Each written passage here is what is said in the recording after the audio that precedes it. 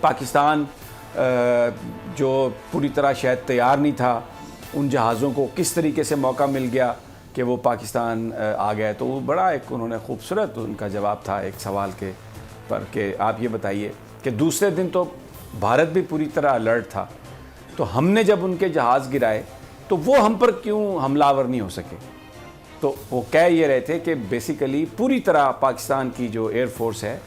وہ پاکستان کی حفاظت کے لیے تیار تھی، اور اس رات جو کچھ ہوا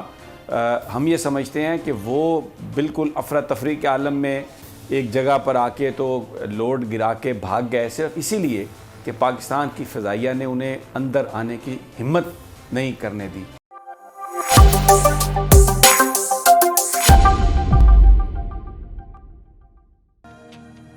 ہیلو دوستو، سواگت ہے آپ کا آپ کے اپنے یوٹیوب چینل پر. جیسا کہ آپ جانتے ہیں بالا کوٹ سٹرائک کو ہوئے اب 2 سال کا سمے گزر چکا ہے. بھارت اور پاکستان دونوں ہی دیش بالا کوٹ سٹرائک اور اس کے بعد ہوئے ایونٹس کو اپنی اپنی جیت کے طور پر سیلیبریٹ کرتے ہیں. ابھی حال ہی میں پاکستانی میڈیا میں پاکستانی ایئر فورس کا ایک نیریٹو پبلش ہوا ہے جس میں پاکستانی ایئر فورس اس بات پر زور دے رہی ہے کہ ونگ کمانڈر ابھینندن کی رہائی کے پیچھے کسی بھی طرح کا کوئی پریشر نہیں تھا. آئیے سنتے ہیں سمیع ابراہیم اور ان کے پینلسٹ کو کہ وہ اس بارے میں ڈیٹیل میں کیا باتیں کر رہے ہیں. آئیے سنتے ہیں. اور ہاں دوستو، اس ویڈیو کو لائک کریں، شیئر کریں اور ہمارے یوٹیوب چینل کو سبسکرائب کرنا نہ بھولیں. دھنیہ واد. آج ایک انٹریکشن ہوئی تھی ہماری ایئر چیف کے ساتھ، جس کے میں نے کچھ حصہ اس کا پہلے بریک پر جانے سے ذکر کیا، جس میں ایک بات تو بڑی وضاحت سے یہ آئی کہ جو ابھینندن تھا اس کی جو رہائی تھی وہ ایئر چیف نے بالکل اس کو آن ریکارڈ کہا ہے کہ یہ نہ کسی بلیک میلنگ کا نتیجہ تھی، نہ کوئی پریشر پاکستان کوئی نہ لے رہا تھا، اور نہ ہی کوئی پاکستان کی سول اور پاکستان کے عسکری قیادت پر کوئی پریشر ڈال سکتا ہے. یہ فیصلہ ان کا اپنا تھا، بلکہ ان کا تو یہ کہنا تھا کہ ہم نے تو یہ کوشش کی کہ اس کو انہوں نے کہا کہ میں نے خود ذاتی طور پر یہ فون پر بات کی تھی اور یہ کہا تھا کہ اس کا جو ٹریٹمنٹ ہم اسے دیں جس وقت وہ حراست میں ہے تو وہ بالکل جنیوا کنونشن کے عین مطابق ہونا چاہیے. ہم ایک ایسی قوم ہے جو قانون پر بلیو کرتی ہے، اور کیونکہ وہ ایگریسر ہیں اور حملہ آور کے ساتھ ہم نے وہ جو کرنے آیا تھا وہ ہم نے اسے کرنے نہیں دیا اور پکڑ کے ان کے حوالے کر دیا. پھر انہوں نے یہ جو ایک مس پرسیپشن ہے، کیونکہ پاکستان کی بدقسمتی یہ ہے علینا کہ جو دفاعی معاملات ہیں اس پر بھی پالیٹکس ہو رہی ہے. ہماری جو فورسز ہیں جو انتہائی محنت سے اپنے خون کا نذرانہ دے کر پاکستان کی جو حفاظت کر رہی ہیں ان کو بھی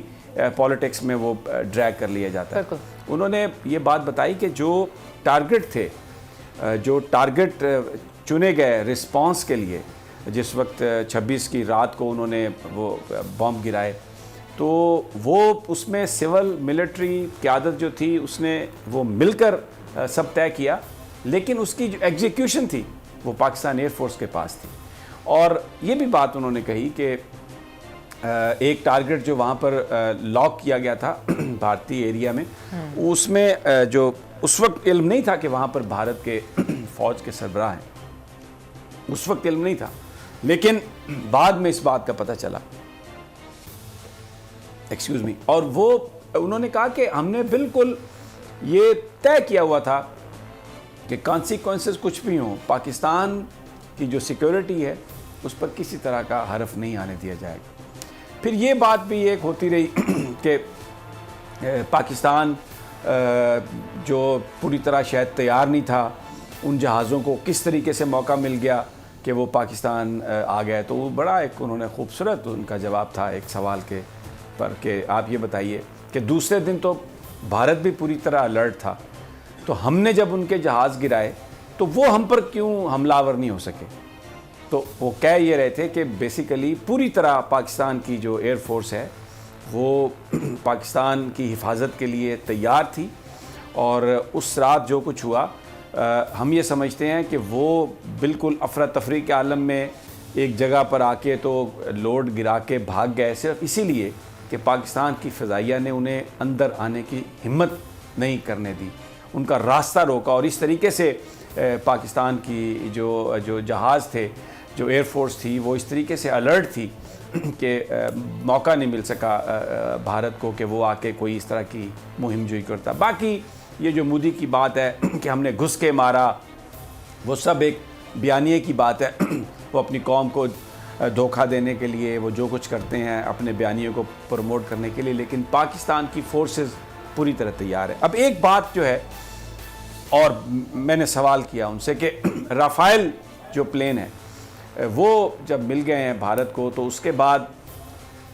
جو برتری ہے بھارت کی وہ ایئر فورس پر ایسا لگ رہا ہے کہ ہو گئی ہے. تو انہوں نے کہا کہ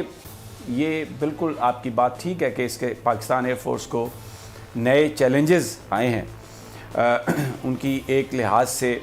تھوڑا ان کو ایج ہو گیا، لیکن جو پاکستان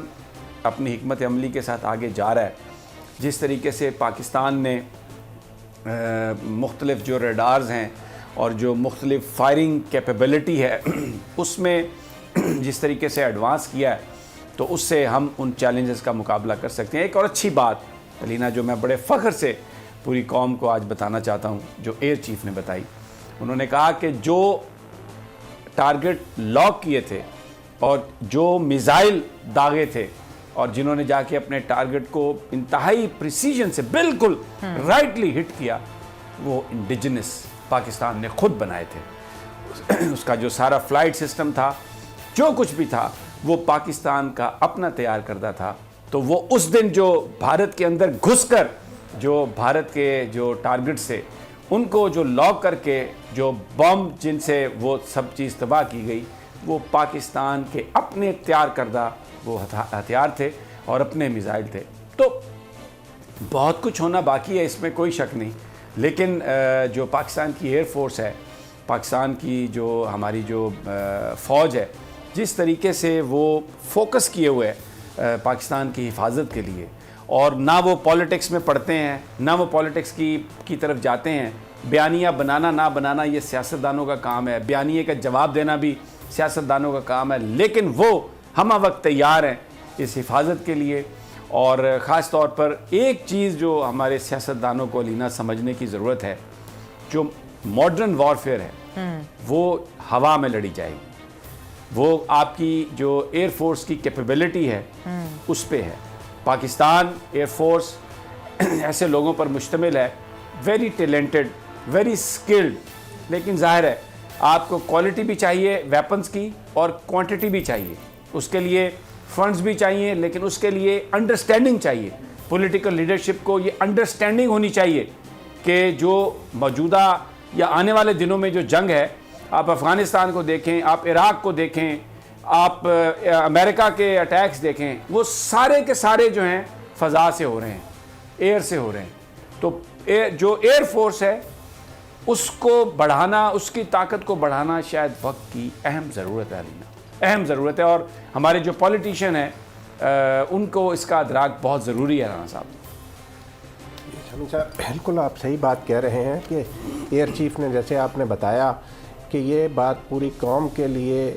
بہت فخر کی بات ہے کہ پاکستان نے بھارتی ٹارگٹس کو جس طریقے سے لاک کیا اور اس کے لیے جو کچھ بھی استعمال ہوا وہ سارا پاکستان کا اپنا تیار کردہ تھا. اس پر یقیناً ہماری پوری قوم کو فخر ہے. اور دیکھیں جس طریقے سے جواب دیا پاکستان کی ایئر فورس نے، اور جس طریقے اس کے بعد بھارت کو جیسے سانپ سونگھ گیا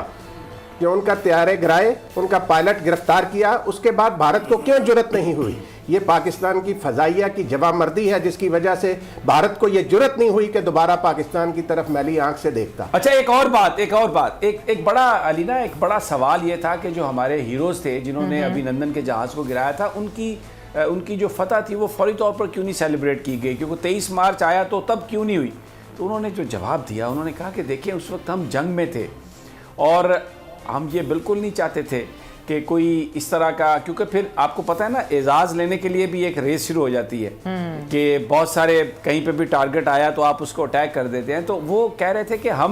کیونکہ ہم کوئی جنگی جنونی نہیں ہیں،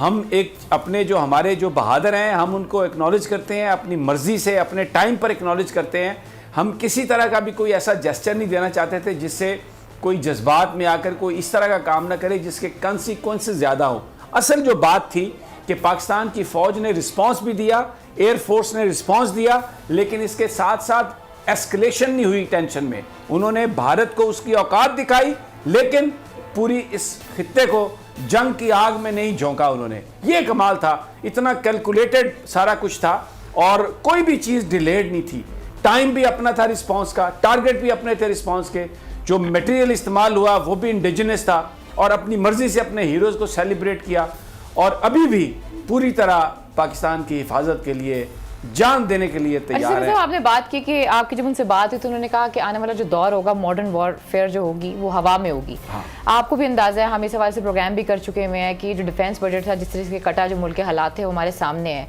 तो ये किस तरीके से हम इन सारे इशूज़ को, जिसको आपने हाईलाइट किया और जो एयर मार्शल साहब ने हाईलाइट किया, कुछ किस तरीके से हम इनको, देखिए मैं आपको बताऊं, एयर मार्शल साहब की जो हमारे साथ गुफ्तगू थी ना, वो कोई इसलिए नहीं थी कि उन्हें को फंडिंग चाहिए। यकीन करें, वो कह रहे थे हम तो हमारा तो इससे ताल्लुक ही नहीं है। और उन्होंने कहा कि बहुत सारी चीज़ें, उन्होंने कुछ बड़े वाक़यात भी सुनाए। और हाँ दोस्तों, इस वीडियो को लाइक करें, शेयर करें और हमारे YouTube चैनल को सब्सक्राइब करें। धन्यवाद।